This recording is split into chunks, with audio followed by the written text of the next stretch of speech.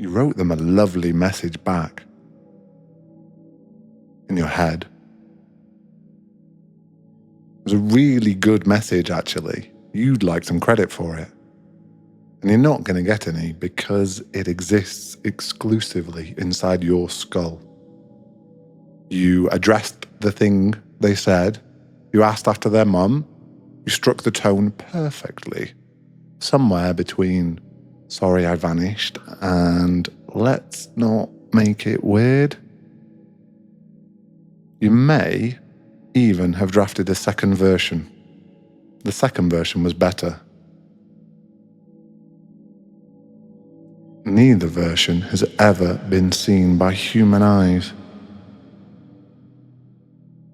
You didn't send it because now it had to be good. And good takes a bit of time. And time is the precise ingredient that turns a 2-day silence into a 2-week one.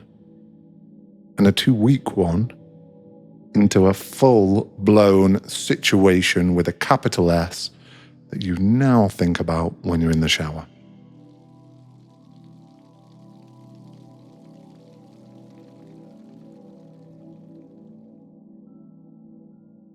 Let's review the evidence you've assembled against yourself, because you have built quite the case. There's the voice note.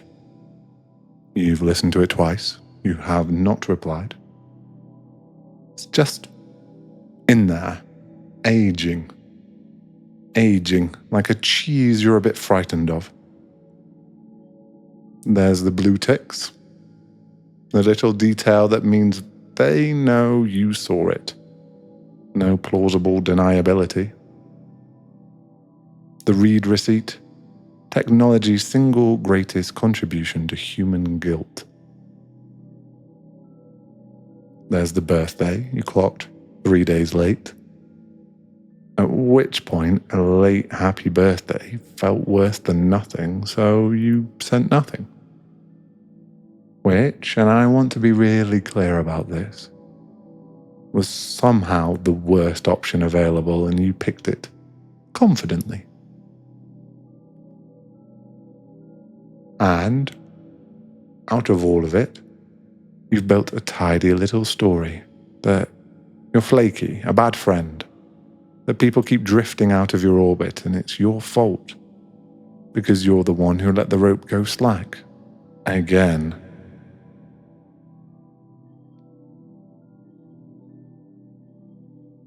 Right, I'm going to take that story off you tonight. I'm not going to do it by being nice. You can get nice anywhere. Nice is cheap. I'm going to do it by proving with actual evidence that your story is factually incorrect, which is far more satisfying. Stay with me 1 second. Somewhere in your house, right now, there is a small blue flame you have never once thought about. The pilot light. Behind the boiler. Under the hob, just burning away. Costing you nothing. Asking for nothing. You don't feed it. You don't check on it. You have never once in your life said, "I wonder how the pilot light's getting on." Most days you forget you own a flame at all. And then the second you actually need heat, you turn the dial and boom, full ring of fire. Instantly, like it'd been standing by the whole time. Because it had. That, as it happens, is exactly how you love people. Not like a candle. Candles are lovely, don't get me wrong. They're lovely and a bit needy. A candle wants attention. It wants relighting, keeping out of the draft, checking on. Neglect a candle, it burns right down and it's gone, and it takes it personally. Loads of people like candles. Everyone told you that you were supposed to. But you don't. You love like a pilot light. It idles down to almost nothing the moment someone leaves the room. Costs you nothing to keep. You genuinely forget it's lit. But it does not go out. Not once. And the second somebody turns the dial, boom, full strength, like no time has passed at all. Now, don't take my word for it. I could be lying to you to make you feel better. It is exactly the sort of thing I do. I want you to feel it, because the feeling is the entire point. Let one of them come up. Don't pick. Let a name just arrive. One of the people you've gone quiet on. There they are. Now notice what just happened.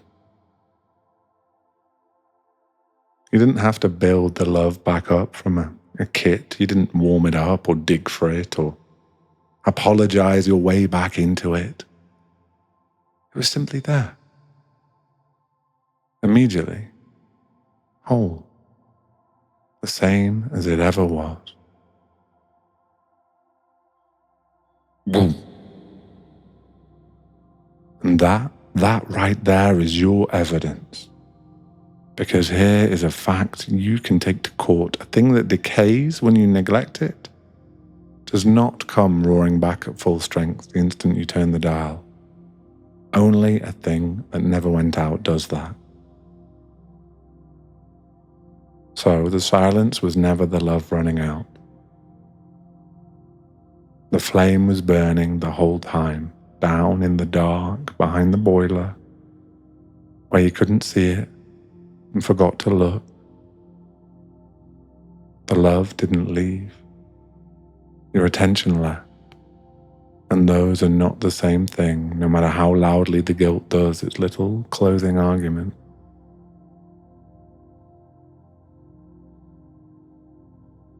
You are not a bad friend. You are a specific kind of friend. The low maintenance, no subscription fee, pick it up after 2 years like a not a day went by kind of friend.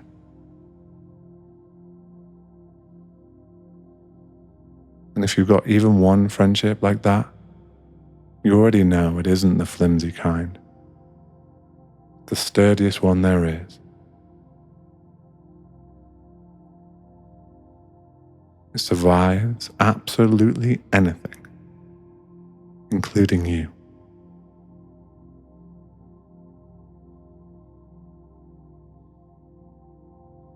Now, I want to turn this all the way around, because there's a half of it you've never let yourself have. You are a pilot light in other people's houses too. Right now, tonight, there are people who love you and aren't thinking about you. Not because they stopped. Because you're not in the room they're standing in. And their love for you is idling exactly where you left it. A little blue flame behind their boiler, burning quietly, costing them nothing, going nowhere. You are being kept warm in houses you're not even standing in, by people who'd feel the whole thing go whoomp the second your name came up, the exact way it just did for you. So that guilt you've been lugging about like a rucksack full of wet sand, the absolute certainty that you let something precious go cold, put it down. Nothing went cold. It was idling. That's the entire job description of a pilot light. And that message, the beautiful one, the one you wrote in your head, revised twice and never sent, you can let that one go as well, because, and I'm sorry to break it to the part of you that was quite proud of that draft, the repair was never going to be the essay. The essay is the wall you built, it was never the door. Here's the whole door. 4 words. Send it tomorrow, or next week, or whenever the dial turns. Thought of you, love you. That's it. No apology for the silence. The silence doesn't need one. No explaining where you've been. Nobody's marking it. Just the flame turned up for a second so they can feel it too. Because here's the thing you get to stop arguing with tonight. Nothing you love has gone out. You just couldn't see it burning. Down there in the dark. It's been lit the whole time.